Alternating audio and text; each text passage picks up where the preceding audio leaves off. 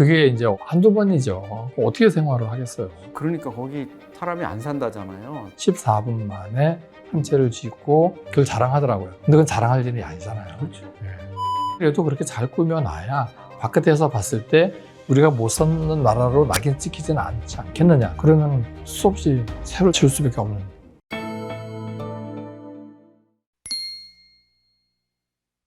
근데 북한 건축물 하면 우리가 또 이제 많이 얘기하는 게 아파트를 뭐 50층, 70층짜리 이렇게 김정은 시대 들어와가지고 많이 지었는데 전기가 없어가지고 엘리베이터가 못 다닌다. 수돗물이 안 나온다. 뭐 이런 얘기 하거든요. 이게 건축적으로도 상당한 기술이 필요한 겁니까, 이게? 당연히 필요하죠. 근데 이제 그것도 이제 정책이지 않습니까? 북한의 주택 공급 정책이에요. 우리 남한에서도 이제 국토부에서 서민들 또는 이제 국민들을 위한 주택 공급 정책을 계속 수립해 나가면서 그거를 실행하고 있어요. 근데 그게 이제 잘 따라주지 못할 경우에는 부동산이 막 올라가는 거고, 공급이 원활할 때는 이제 부동산이 안정되는 거고, 이런 것들이 있는데, 사실 그것도 마찬가지로 정부가 적당히 개입을 해야만 그게 이제 시장이 안정적으로 이제 그러니까 말하자면 시장 원리에 의해서 작동이 되는 건데, 그렇지 않을 경우에는 갑자기 이제 폭락한다든가 갑자기 폭등한다든가 이런 문제가 생기겠죠. 근데 북한 같은 경우도 마찬가지거든요. 북한 서민들 또는 북한 인민들을 위해서 주택을 공급한다는 것은 지도자로서 당연히 해야 될 일이고 굉장히 좋은 정책인 거죠. 근데 중요한 건 뭐냐 하면은 이게 사실 뻗을 자리를 보고 뻗어야 되는 거죠. 갑자기 뭐 5만 가구를 건설한다.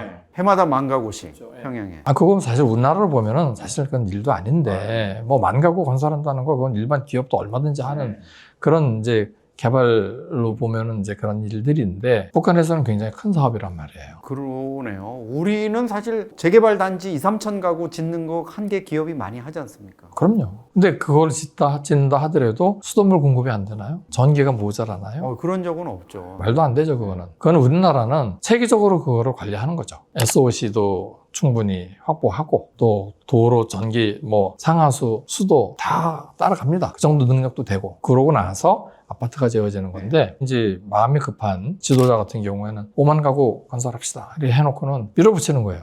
근데 그 뒤에 기반 시설이라든가 이런 것들이 사실 따라와 줘야 되는데 북한의 전력이라든가 물 공급을 하기 위한 부분 모든 것들이 전반적인 기술이 사실 골고루 다 그 정도 능력을 갖추고 따라와 줘야 돼요. 근데 아파트 짓는 기술만 좋아졌다 그러면은 그거는 뭐 나머지 그런 부분들이 따라오지 못할 경우에 문제가 발생하겠죠. 그런데 제가 갑자기 궁금한 거는 우리 왜 100층짜리 시그니엘이니 이런데 잠실 시그니엘 가도 100몇 층에서 물 써도 물 콜콜콜 나오지 않습니까? 근데 예전에 우리 살던 아파트는 한 5층만 돼도 1층은 뭐 막 너무 세게 나오는데 5층은 안 나오고 이랬지 않습니까? 그게 어떤 기술이 적용되면 그렇게 고층에서도 물이 잘 나올 수 있습니까? 이제 보편적인 기술로 해서 이제 적용이 됐을 때 아무 문제가 없어야 되는데 과거에 우리도 이제 그런 건설 기술이 이제 발달하고 보편적으로 그거를 사용할 시기에 좀 부족한 점이 있었던 거죠. 처음에는 이런 겁니다. 아파트에 5층 정도 아파트, 아니 3층, 2층만 되더라도 옥탑에 전부 다 물탱크가 있었어요. 그렇죠. 물탱크. 왜냐면 물이 수압이 필요한 거기 때문에 물을 위에 끌어올려 가지고 위에 저장해 놓고 이거 밑으로 안정적으로 공급하는 시스템이잖아요. 근데 그게 이제 문제가 있는 거예요. 관리하기가 힘들어요. 찌꺼기 생기고 뭐 위생적인 문제도 생기고 사고도 생길 수 있고. 근데 그래서 이제 그거를 이제 바꿨어요. 밑에서 이제 펌프로 해서 쏴주는 겁니다. 압력으로요? 예, 압력으로. 그럼 몇 층짜리 아파트도 그게 올라가죠. 100층까지도 올릴 수 있는 거예요? 그게 어떻게 가능해요? 근데 그거는 이제 조금 더 다른 이제 기술적인 문제가 저도 모르는 기술적인 문제가 아마 들어가야 되는 부분인데 이제 상식적으로 봤을 때는 그 정도 기술이 되려면은 충분히 압력을 견딜 만한 파이프라든가 또 모터라든가 펌프 뭐 이런 부분들이 개발이 돼야 되는 거고 보편화돼야 되는 건데 아파트를 그렇게 높이 저어놓고 배관이라든가 이런 부분들이 충분하지 않을 경우에는 그게 만들 수도 있어요. 또 전기 공급도 일정하게 공급이 돼야만 맨 상층에 있는 사람들도 필요한 압력에 의해서 샤워도 할 수도 있고 충분히 이제 편리한 생활을 할 수가 있어야 되는데 그게 안 되면은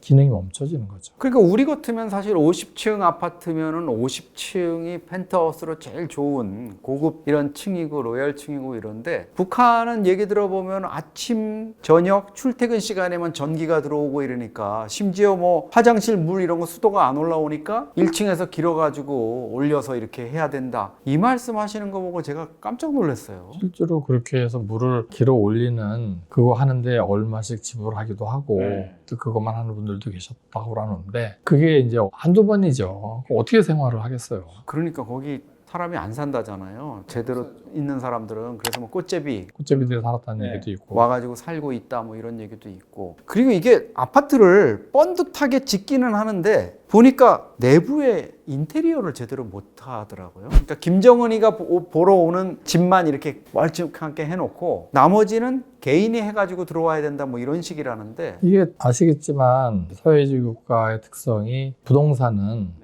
국가 소유잖아요. 그렇죠. 중국도 이제 땅을 뺀 나머지가 이제 사유화된 건 얼마 안 됐어요. 근데 북한 같은 경우는 지금도 사실상 국가의 소유. 비공식적으로 매매는 하지만 뭐 소유는. 근데 이제 일부 이제 뭐 투자가들이 이제 지어진 아파트들은 또 예외도 있는 모양인데 문제는 대부분의 아파트나 거주하는 집들은 국가 소유란 말이죠. 그렇기 때문에 새로운 입사증이라고 하잖아요. 입사증.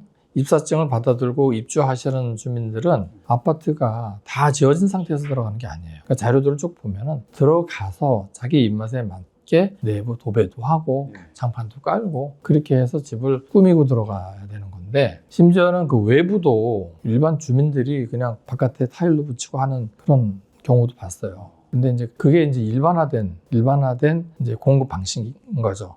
모든 걸 다 해주는 게 아니라. 뼈대만 대충 만들어서 나머지는 이제 입주하시는 분들이 이제 꾸미는 거죠.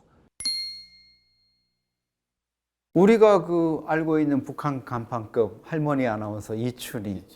그 보니까 역시 그 말씀이 맞는 것 같아요. 고층 빌딩 사는 거 별로 안 좋아하는 것 같아요. 여러 가지 이제 문제 있으니까. 그러니까 저도 이제 대동강변에 있는 보통강 호텔에 묵고 이러면서 와, 여기 정말 강변 뷰가 너무 좋다 이랬는데 그 바로 언덕에다가 이제 북한으로 말하면 계단식 집인가요? 다락식으로 이렇게 해서 우린 마치 그 무슨 강변 뷰로 해가지고 빌라들 지은 것처럼 그렇게 지었는데 그거는 정말 잘 지었더라고요. 그건 어떻게 보면 고급 주택이잖아요. 평양에서 아마 최고급 제대로 주택이 다 만들어져 있고 해당될 거예요. 근데 그 정도 평양이라는 도시도 또 어떻게 볼 거냐 한번 얘기해 볼 필요는 있는데 평양의 도시는 아마 세계 북한을 최빈민국이라고 얘기하면 되게 불쾌할지는 모르지만은 그런 정도의 경제 수준이 낮은 국가의 수도죠. 평양이. 그 수도가 그 정도의 생활을 하는 분들이 그 정도의 아파트에서 생활한다라면은 최빈민국은 아닌 거예요.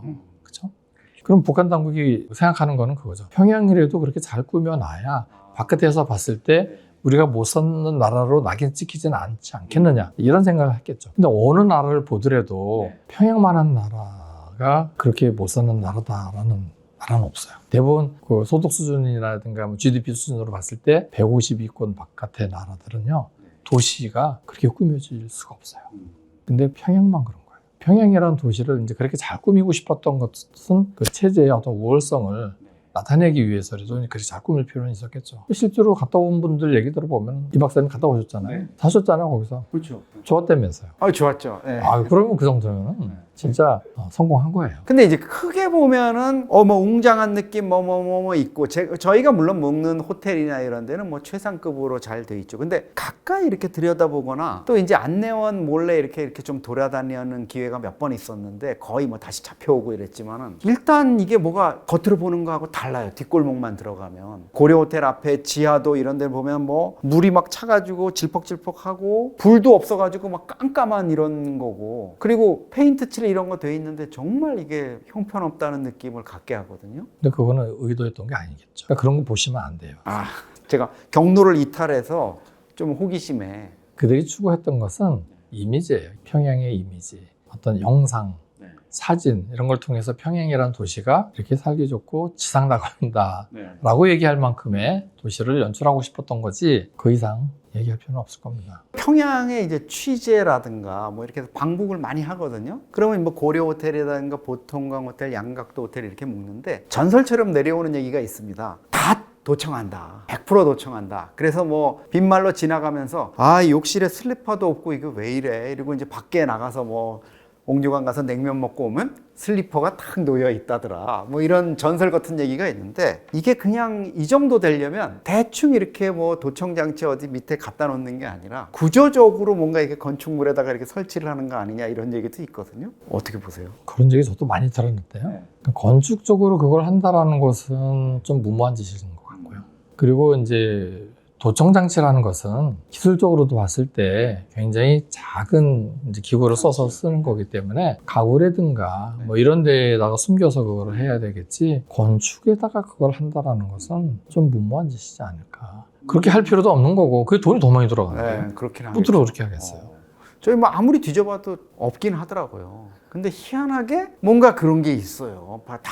다 듣고 있다. 뭐 뇌기의 도청기까지는 아니지만 하여간 다 보고 있는 것 같은 느낌, 이런 거 듭니다. 만일 그걸 했다라면 기술자들이 그건 얼마든지 쉽게 찾아낼 수 있고요. 그리고 이제 더 중요한 것은 건물이 안전하냐 안전하지 않느냐라는 판단을 하기 위해서 이제 조사를 해보면은, 조사하는 첫날 아마 1차 발표를 할 수 있을 정도로 건물에 대한 상황을 우리가 파악할 수 있을 거예요. 우리는 건물을 다 투시할 수가 있거든요. 장비를 가지고.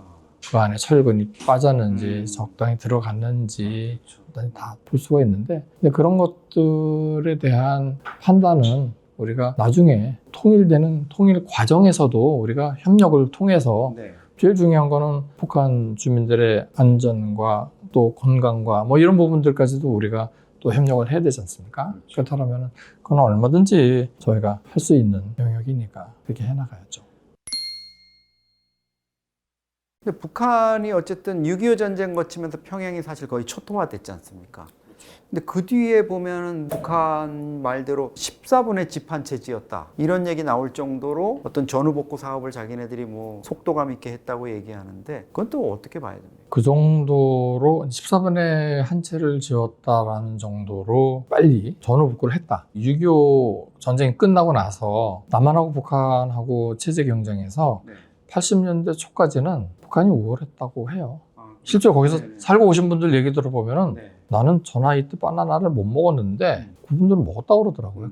그때 당시에. 그러면은 그분들이 생활 수준이 우리가 생각했던 것보다는 상당히 높았지 않나 하는 생각을 해봐요. 근데 그 이후로는 80년대 우리가 이제 뭐 아시안 게임과 올림픽을 거치면서 우리가 이제 월등히 따라오지 못할 정도로 이제 월등히 우리가 이제 잘 살게 됐는데, 자, 그럼 평양이라는 도시는 꾸준히 투자를 한 거죠. 지도자들이 계속 이 평양이라는 것을 포기하지 못하는 이유가 대외적으로도 사실 보여주는 그 이미지도 있고 하기 때문에 많은 돈을 들였던 건 사실이에요. 지금도 계속 많은 돈을 들이고 있어요. 이왕이면은 뭐 다른 데도 이제 사실 지방 도시도 지금 김정은은 이제 같이 잘 살 수 있게끔 발달할 수 있게끔 정책을 펴고는 있지만, 그게 지금 경제 제재를 받고 있는 상황에서 그게 실현되기는 한계는 있을 겁니다. 근데 어쨌든 간에 평양 도시, 그것은 다시 이제 원점으로 간다라면은 왜 평양 도시에 그렇게 많은 투자를 할까? 그런 부분에 대해서는 저는 한 가지 장면을 제가 말씀드리고 싶은 게 있어요.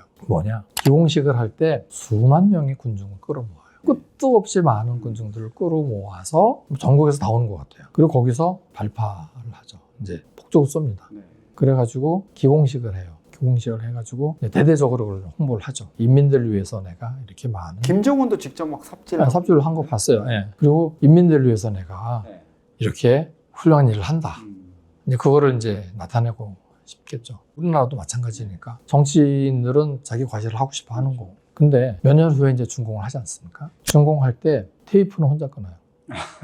그 어마어마한 그 사업의 맨 마지막 그 일을 완성한 사람은 가위를 하나 들고 있는 최고 지도자예요. 옆에 총리랑 이렇게 들고 빨간. 옆에 있는 사람들은 들고 있고 자른 사람은 한 사람이에요. 근데 기분 되게 좋아하던데, 자르면서? 아니, 우리나라는 여러 사람이 자르잖아요. 그렇죠. 거기 이제 관계자들이 하다못해 현장 소장도 나가서 이렇게 자른 경우도 있고 해서 그 여러 사람이 같이 고생했다라는 걸 나타내잖아요. 근데 다른 건 뭐냐? 북한은 한 사람이 한 거다. 그 모든 게 최고 지도자한테. 이 작품은 내가 한 거다. 이거를 보여주는 거죠. 그게 우리하고 다른 거죠. 자, 그럼 다시 원점으로 오면은 평양이라는 도시를 꾸미고 하는 부분들은 결국 한 사람의 공으로 돌아가는 겁니다. 그렇죠. 그래서 자기의 권력을 충분히 끌어올릴 수 있는 계기를 만드는 거죠.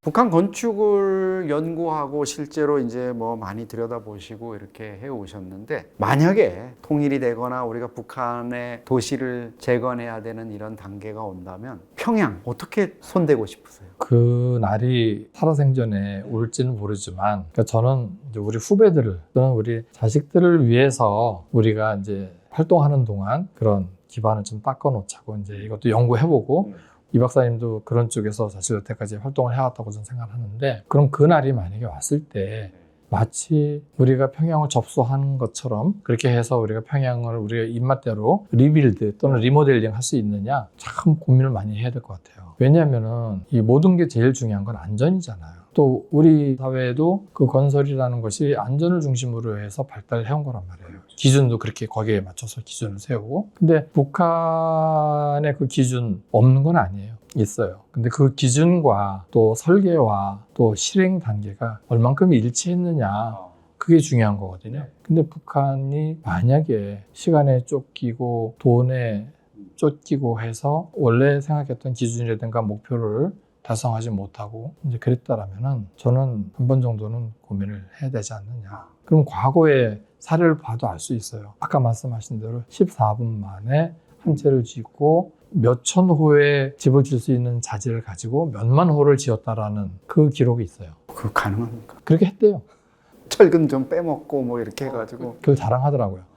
근데 그건 자랑할 일이 아니잖아요. 그렇죠. 예. 근데 그런 과거를 보면은 이게 앞으로 우리가 이제 통일 시대에 어떤 준비를 해야 될지에 대한 답을 우리가 찾을 수가 있죠. 그러면 평양에 있는 지금 87년 그때 완공할 계획이었지만 몇십 년째 방치되고 있는 105층 호텔, 그 어떻게 심폐소생술 하고 어떻게 보강하고 이러면 다시 쓸 수 있습니까? 아니면 부셔야 됩니까? 그걸 왜 저한테 물어보세요?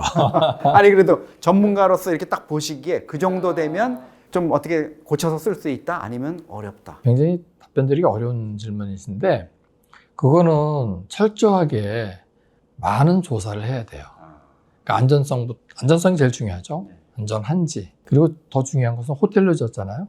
호텔로 졌을 때 호텔로 사용할 수 있을 정도의 내부 구조를 갖췄는지, 또 그 호텔이 제일 중요한 것은 운영을 했을 때 그 정도의 경제성이 나오는지, 사업성이 나오는지, 그것도 따져봐야 되고, 제일 중요한 것은 건물이라는 것은 지어놓고서 돌아선다고 되는 게 아니에요. 건물은 지어놓고 나서 그때부터 돈이 더 많이 들어갈 수도 있어요. 계속 그걸 유지관리도 해야 되고, 계속 그 건물에 안정적으로 사용할 수 있게끔 비용을 들여서 그걸 관리해야 되는데, 유경호텔 같은 경우에 우리가 만약에 사용을 하기 위해서 만약에 조사를 해보니까 이거는 유지관리비가 새로 짓는 것보다 더 많이 나오더라.